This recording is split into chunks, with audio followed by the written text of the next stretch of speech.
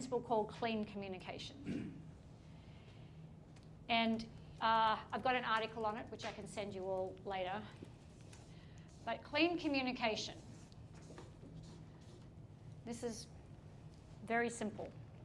So person A and person B are having a chat. And person A says something to person B, and person B registers a charge in their being. So at the moment, I think we're all pretty charge neutral. I'm not getting any anger waves or anything from you guys. I think we're all pretty charge neutral. There's nothing antagonistic. But you know what it feels like when there's a charge. It's like there's something that you're carrying, and it's like under your skin, a prickle, a sensation, whatever it is. It can manifest in different ways for people. Just that thing that's worrying you in the back of your head, or it just doesn't feel right in your body, or there's something that's bothering you. Everyone with me on this? It's a charge. We get a charge. So let's just say person A is talking to person B, and person A is not directing intentionally a charge against person B. So an intentional charge is when I'm coming in and I want to dump my shit on somebody. I want to accuse them, I want to blame them, I want to do any of that sort of stuff. Yep, but I'm just in a communication. And person B registers a charge. Everyone clear so far? Person A is not directing it purposefully, but person B has registered it for whatever reason as a charge. It could be because I've hit their sensitive button, or a wound that they've had in childhood, or they misheard me, or they've got a different context. It could be a whole number of reasons. But they have a charge.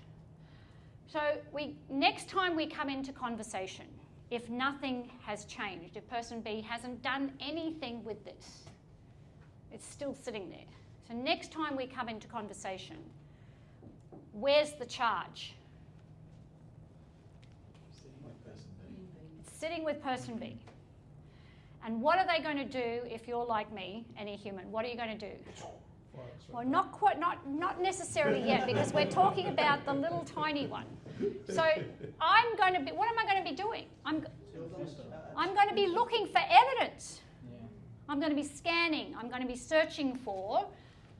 And more than likely, because my tuning fork is now focusing more on the charge than on what's actually going on, because I'm looking for evidence. Everyone tracking with me? Yeah.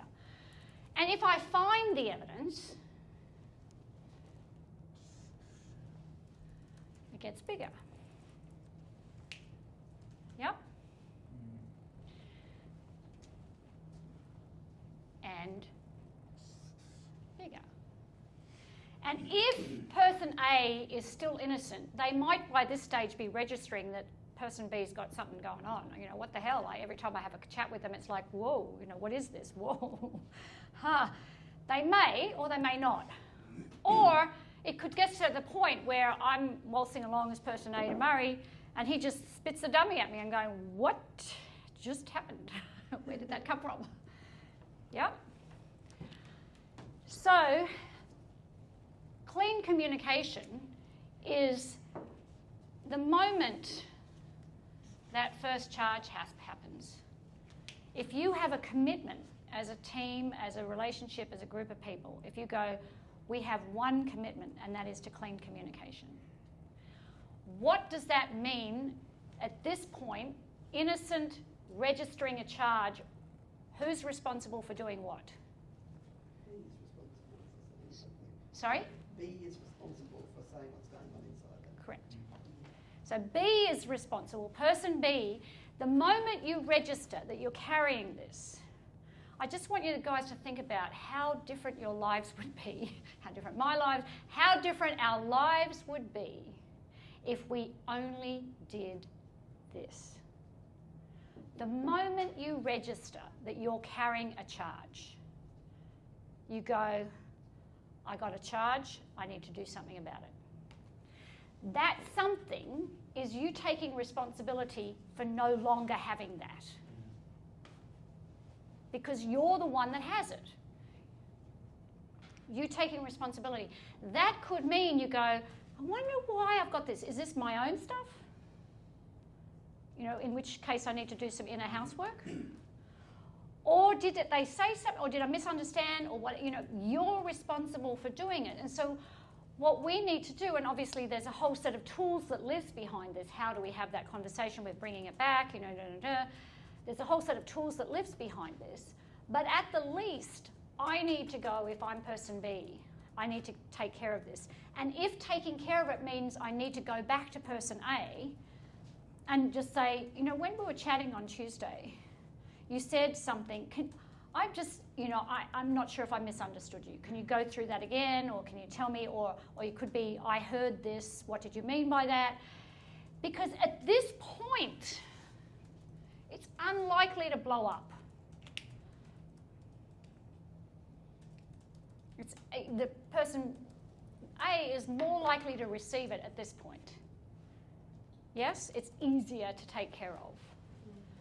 But almost all of the time what we do is we don't take care of it then. And it accumulates, and it accumulates, and it accumulates, and it accumulates. And so a commitment to clean communication is where anyone in a team, 2, 3, 10 people, whatever it is, whatever number, holds this commitment as non-negotiable. If I'm not very good at my communication skills and I'm carrying this charge, that would also mean in that team that there can be support on how to have communication. Because we want to enable a space where this is handled like that.